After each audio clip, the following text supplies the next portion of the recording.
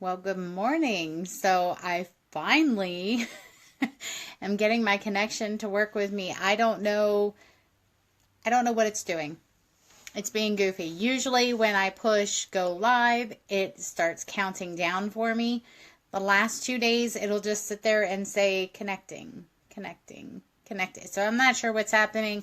I do know that we have some storms rolling through our area, so I don't know if maybe that's what it is or not. So hopefully everyone is popping on here now. So if you are joining us live, go ahead and comment down in the comment stream. Let me know that you're here. For those of you joining us on the replay, thanks so much for checking us out. I so appreciate it.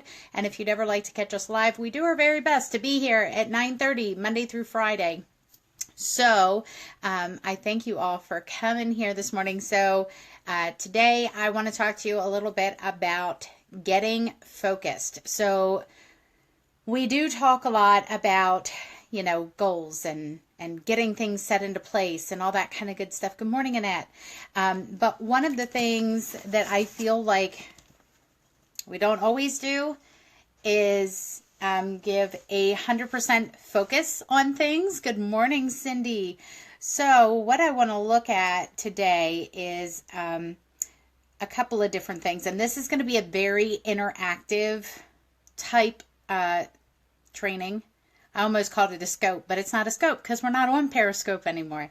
But this is going to be kind of interactive. All right. So I'd like you all to get ready to be joining in the conversation because this is going to work so much better if y'all actually engage with me. Okay. Good morning, Marlena.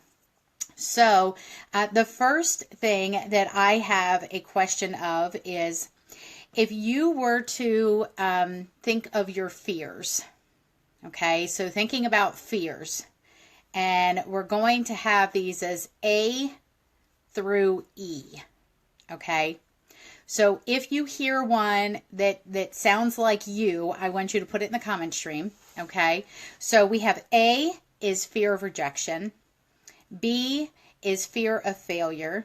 C, fear of criticism. Or D, making mistakes. And then E is, of course, all of the above. So tell me what fears it is that you feel like you tend to deal with most often, and those fears that seem to just constantly be creeping up and you can't seem to shake them. No matter what it is that you try to do, or even when you think you've got it all going, then somehow they just kind of wiggle back in a little bit, okay? So tell me, of those fears, which ones tend to bother you the most? Is it fear of rejection, letter A, B, fear of failure, C, fear of criticism, D, fear of making mistakes, or E, all of the above? Okay, and chances are, for most people, you're going to see that the letter is E, okay? Here's why, all right? These are the only strongholds that the devil can have on you when it comes to this business. So what better way, excuse me while my eye is watering, what better way, does he have to try and prevent you from doing things other than to put the fear of rejection, failure, criticism, making mistakes, or all of the above into your life and into your business, okay? All right, so now that we have that part out of the way and you kind of understand a little bit of what your current fears are, okay, then we're going to look at what your needs are, okay? So again, we're going to have A through E. All right, so A is financial security. So this could be job security, savings, health insurance, etc. Okay. B is going to be self-esteem. So that's recognition, attention, accomplishment, self-respect. C is social connection. So this is where we're talking friendships, acceptance, belonging to a group, giving and receiving love. D would be promotion advancement. That's unlimited income potential, meaningful work, leadership levels. Or again, E, all of the above. So where do you see yourself in terms of what your needs are? Okay, so go ahead and put that in the chat stream and just tell me what your needs are. Now, here's the thing. For some people, Their needs of when they first came into the business may be very different than what their needs are currently in the business, okay? But this will just kind of give you an idea of what you want to look at. Like, what are your actual needs, okay? So make sure that you have that. And I would jot those down somewhere too, okay? So for letter A, that was financial security. Letter C was social connection. So just kind of jot down somewhere in notes or whatever, what your needs are that you are looking for Premier to be able to fill. Okay. All right. Then the next thing that we're going to look at is your financial goal. Now, for some of you,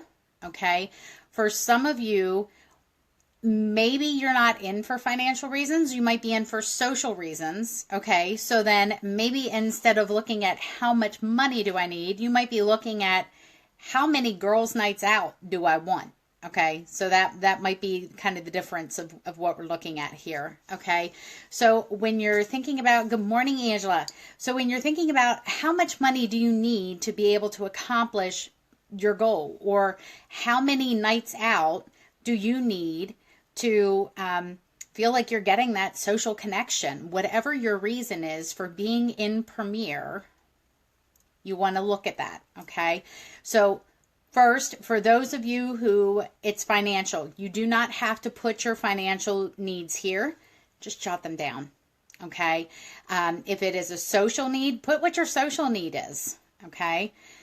So then what we're going to look at is you want to look at, okay, if I need, we're just going to use an example. Okay. If I need $1,000 a month, okay, that might break down to be about $250 per week would be approximately what I would need. Okay. So then to look at that and go, okay, well, on average, I should be able to get about $250 per show that I'm doing. So really that should boil down to one show per week for me. Okay. But we of course also need to figure in for cancellations, reschedules, that sort of thing. So I might want to have a goal set of maybe doing, instead of 4 shows per month that I'm scheduling, I might want to schedule 6 to 8. Okay. Just depending on what my show reschedule cancellation ratio might be. Okay. So when you're thinking about it, how many shows you schedule, how many of them cancel? For some people, it's only maybe 1 or 2 out of every 3 to 4 that they have booked. For some, they might schedule 4 and every single month they're rescheduling or canceling 4. Then if that's the case, then for one, you need to figure out why that's happening. Okay. But the other thing that you would need to do is give yourself an extra cushion. Okay. But the average, I would say you need to book at least 2 more than what you actually want to hold each month. Okay. So this really gives you a way to kind of break that down and say, okay, look, if what I need is $1,000 a month, then I need to be scheduling 1 to 2 shows per week on average. Okay. Now for some people, you may say, well, you know what? I don't have that much time like each week, but at least one time, at least 1 week out of every month, it's a little bit calmer than most. Then maybe you schedule all 4 of them or all 6 of them in 1 week. That's totally up to you. For me personally, I like to spread them out because if it has been too long since I have last done a show, then I feel like I'm starting over all over again. Okay. Anybody else feel that way? Do y'all feel that way when it's been, several weeks since you've last done a show? Then when you finally do a show, you feel like a brand new baby jeweler all over again. So for me, because I don't like that feeling, and I like to kind of stay in the groove of things, I like to, it also helps if you try to be funny during your shows and you get some really good reactions to certain jokes that you use. It's great to have those fresh on your mind for the very next show. Does that make sense? And if you go too long, you're going to be like, I don't remember what I said that they liked. I have not a clue. So I'm just going to have to fly by the seat of my pants kind of thing. And I don't like feeling that way at a show. It's funny because I feel like all my life, that's all I do is fly by the seat of my pants. But when it comes to my shows, I don't like feeling that way. It's kind of funny. So you want to really look at that. Okay. So just out of curiosity, okay, for each of you, you should have an idea as to how many shows per month you should be doing based on either your social needs or your financial needs. So go ahead and put in the chat stream what the number of shows per month is that you should be booking. Okay. Go ahead and put that down in the chat stream for me. I'm just curious because I think you ladies will see that it's going to be all over the board. Like you're going to have some who might only need 2 shows. You're going to have some who might need 15. Okay. It just all depends. All right. So we have a 6 to 8, 6. Okay. What else do we got? 6 to 8. Awesome. At the very least, 8. Okay, anybody else? Anybody else want to share? Just curious. At least 6. Okay, so it looks like we are kind of really at an average of like 6 to 8. So that's good. Okay, so let's just look at that. Okay, so real quick, we're going to look at that 6 to 8. Now, what I would love for you to do is to open up your calendar and look at this month and next month and see if first of all, do you have those 6 to 8 shows scheduled or those 4 shows for Rachel and Janet here? Okay. Do you have that number of shows booked in this month and in next month? Okay. And some of you might know this right off the top of your head. Some of you may not. Barb says, I take all I can get, but at least 5. Love that. Okay. Awesome. So here's the thing that you want to look at. First off, do you have that many number of shows booked? I don't know how to say that. Not nearly enough coffee yet this morning. Okay. So for many of you, you're saying no, you don't have that. Okay. So the first thing that you need to do is, if you do not already have those booked, you need to look at those months and say, okay, do I have that number of days available in those months? Because here's the funny thing. I have already had people who will tell me, well, I need 8 to 10 shows per month. And I'll say, okay, great. So tell me, looking at your calendar for next month, how many shows can you do? And they're like, oh, I only have like 4 dates available. Tell me how you're going to get 8 to 10 shows if you don't even have but 4 dates available. Okay. So in thinking about your calendar, okay, do you have the number of days available to be able to offer for the number of shows that you want to be able to do? Okay. So you want to think about that. Marlena, listen, that kind of stuff happens. And when you got a family emergency, that stuff comes first. Okay. So totally understandable. Okay. But yeah, so you want to look at that and say, okay, if I do not even have those days available, what am I willing to give up to ensure that I can have dates available to make sure that I can get the number of shows in each month that I'm supposed to have? Okay. So as an example, there are some people who, good morning, Crystal. There are some people who, maybe they have like a hobby, something that they go out and do on a regular basis, and that keeps them busy like 2 to 3 times per week. And they have this and they have this and they have this and going on and on, but they're not creating time and devoting time to their calendar for their business. They're devoting time to anything and everything else, but they're not doing it for the business. Okay. So you need to make sure that you do have those days blocked out in your calendar to say, you know what, these days I'm keeping off limits until I know 100% that there's no possible way that I can get a show booked in on that day. Okay. So you want to make sure that you're kind of looking at things that way. You have to schedule that time. All right. You also want to ask yourself, what days and times are you going to devote to working your business, as in attempting to spend time getting on the phone, getting on your email list, contacting people through Facebook, lifestyling, whatever, to be able to fill those show dates. Okay, so as an example, there's a lot that you can do even in terms of lifestyling to get out and meet more people. So if you feel like you're constantly talking to the same people over and over and over again, then get out and do some lifestyling. And that can happen through a couple of different ways, okay? One of which is something that we used to do with our girls back in the day. We haven't done it for a while. Maybe there's something around the corner that we might need to do this. We'll see. But one of the things that we used to do is we would say, okay, take a couple of jewelry pieces with you to the store, to the mall, etc. Walk into places. And when you have one of their sales clerks say, is there something I can help you find? That's when you pull the little goodies out and you say, actually, yeah. So I'm in the jewelry industry or fashion industry, however you want to word it.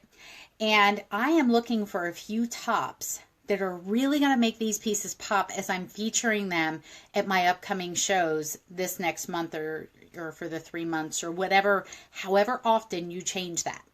Okay. So I want you to think about that. Okay.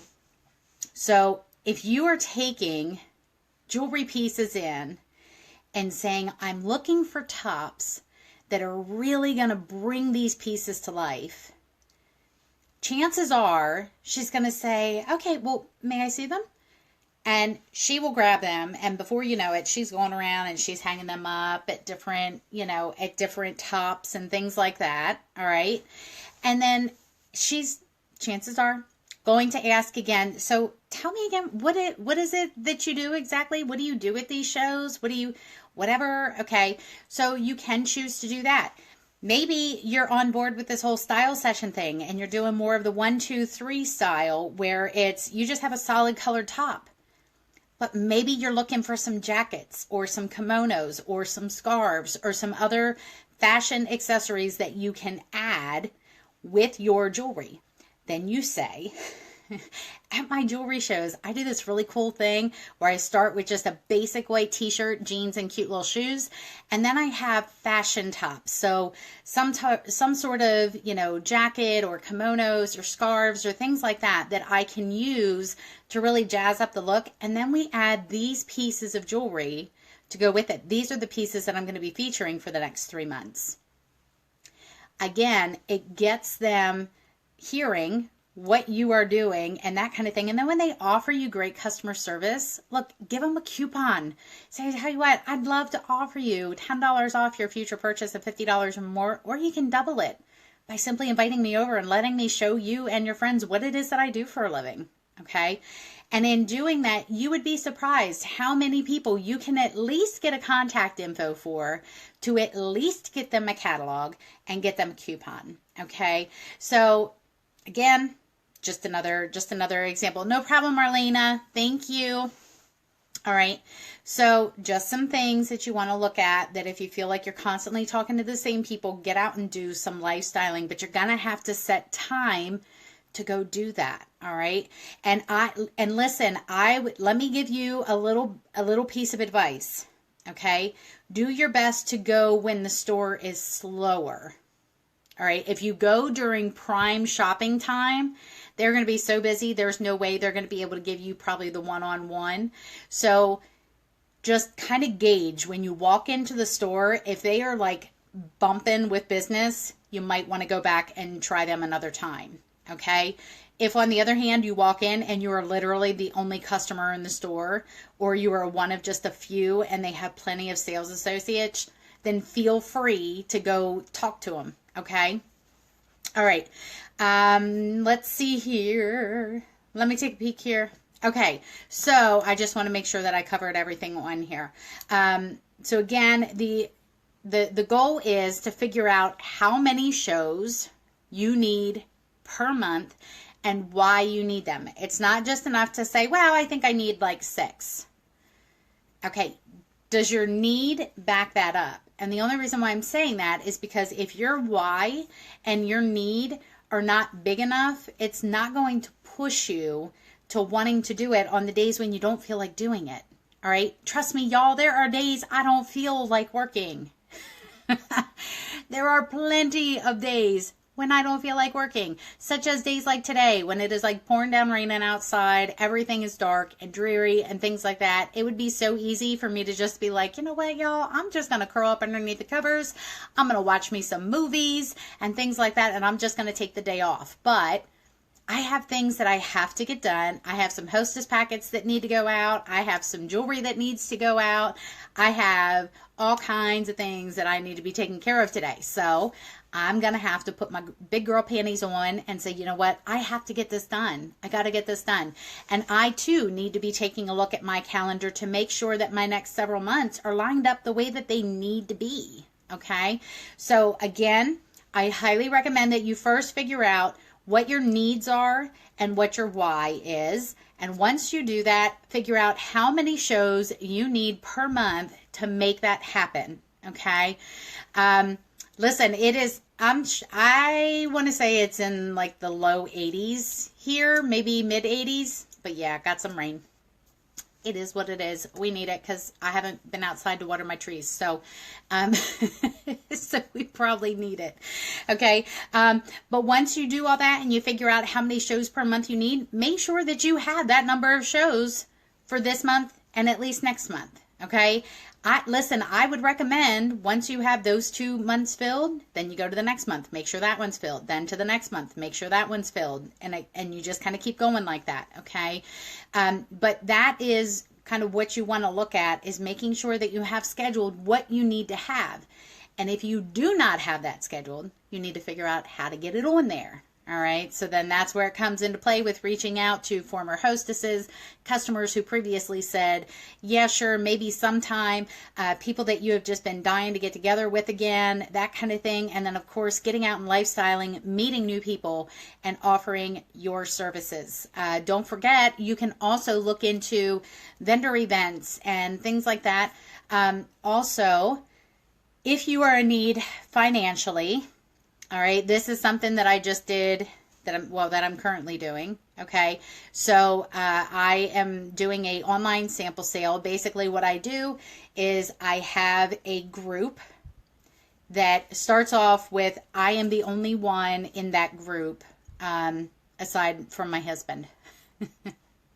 So he loves when I decide to do this, because then his phone just starts blowing up. So what I wind up doing is, it starts off of just me. I preload all the pictures of all the samples that I'm looking to get rid of off of my table, and I discount them incredibly. Like, we're talking everything is between $10 and $20. And so I preload everything on there, and then I run a 48-hour flash sale. And the only way for people to be in the group is to actually go to the link and click join. Then what I do is the start of the sample sale. So as an example, mine started last night at 8 o'clock. And there's a little button that when you go to member requests, so basically when people request to join, the request just sits there until it's time to open our virtual doors. Okay, so at 8 o'clock last night, I clicked approve all. Just make sure when you do that it actually approves all, because I had 2 that somehow didn't get selected, even though I know that they were one of the first 2 to request to join. So I don't know what happened there, but hit approve all, get all of those requests approved all at the same time. And then basically first person to comment on a piece and say sold gets that piece. Okay. So I started this last night. As of 6 o'clock this morning, we had already sold $200 worth of stuff. And that's helpful.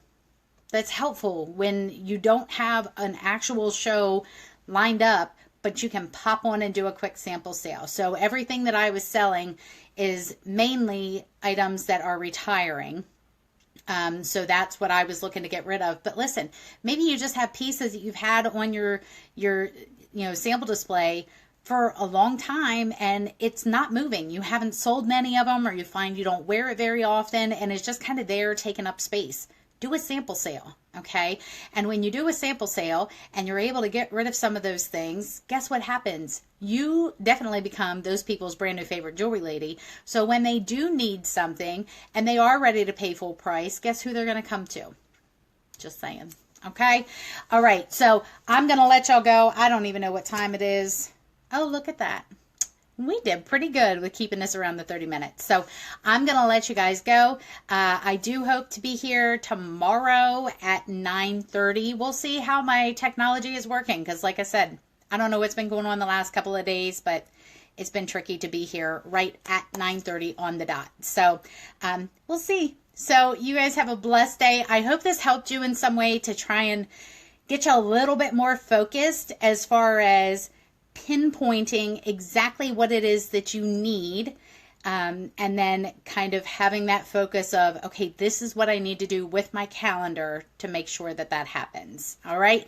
So you all have a blessed day. I pray for each and every one of your businesses, that God just gives you a multitude of blessings, and I look forward to seeing you guys tomorrow. Thanks so much.